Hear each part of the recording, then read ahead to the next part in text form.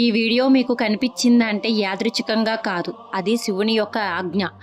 ఆ శివుడు మీకు 5 సంకేతాల ద్వారా మీ దగ్గర ఉన్నాడో లేదో తెలుసుకోవడానికి వీడియో మీకు దగ్గరికి వచ్చింది. ఒకసారి మీ అదృష్టం ఉందో లేదో తెలుసుకోండి. ఈ వీడియో లాస్ట్ వరకు చూడండి. ఆ 5 సంకేతాలు ఏంటో చెబుతాను.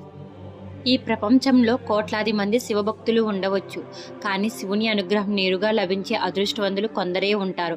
ఆ శివుడు మీకు చాలా దగ్గరగా ఉన్నాడు అని చెప్పే ఈ పవిత్రమైన గుర్తులు ఏంటో తెలుసా? ఇప్పుడు పరమశివుడు లయకారుడు మాత్రమే కాదు, బోలా శంకరుడు కూడా. భక్తుల పిలుపుకు వెంటనే పలిగే కరుణామయుడు ఆ సదాశివుడు మన చుట్టూనే ఉన్నాడని చెప్పి ఈ అద్భుతమైన సంకేతాలు ఏమిటో ఇప్పుడు చెప్తాం, వివరంగా తెలుసుకుందాం. మొదటిది, బ్రహ్మ ముహూర్తంలో నిద్రలేవడం.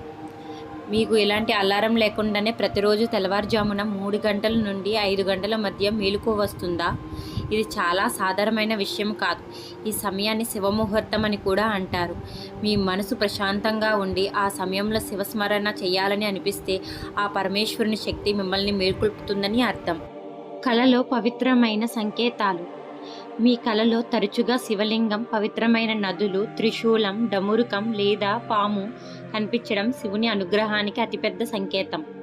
ముఖ్యంగా శివాలయంలో మీరు పూజ చేస్తున్నట్టు కల వస్తే శివుడు మీ భక్తికి ప్రసన్నుడై మీ వెంటే ఉన్నాడని శాస్త్రాలు చెబుతున్నాయి. మూడవది, కష్టాలలో కూడా అంతులేని మానసిక ప్రశాంతత. జీవితంలో ఎన్నో సమస్యలు, కష్టాలు ఎదురవుతున్నా మీ మనసు మాత్రం ఎంతో ప్రశాంతంగా, ధైర్యంగా ఉందా? ఏది జరిగినా నేను తట్టుకోగలను, అంత మంచికే జరుగుతుంది అనే నమ్మకం మీలో ఉందా?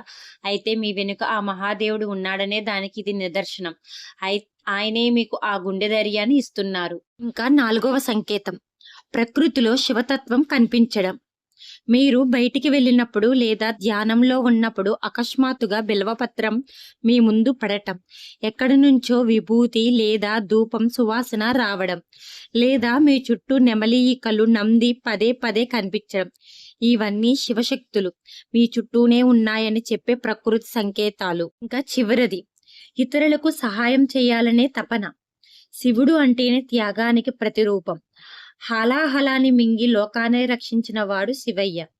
అలాగే మీలో స్వార్థం తగ్గి తోటివారికి సహాయం చేయాలనే గుణం, జీవకారుణ్యం పెరిగితే మీ హృదయంలో శివతత్వం జాగృతమైందని, ఆ శంకరుడు మీలోనే కొలువై ఉన్నాడని అర్థం. తరుగా శివుడు మనకు దూరంగా ఎక్కడో కైలాసంలో లేడు.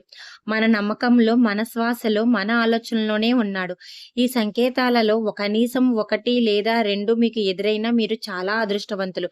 ఆ బోలా శంకరుని ఆశీస్సులు ఎప్పుడూ మీపై ఉంటాయి. మీకు ఇందులో ఏ సంకేతం ఎక్కువగా కనిపిస్తుందో కింద కామెంట్ సెక్షన్ లో నాతో పంచుకోండి. ఈ వీడియో మీకు నచ్చితే లైక్ చేసి మీ స్నేహితులకు షేర్ చేయండి. మరిన్ని భక్తి విషయాల కోసం మన ఛానల్ సబ్స్క్రైబ్ చేసుకోవడం మర్చిపోకండి. హర హర మహాదేవ శంభో శంకర.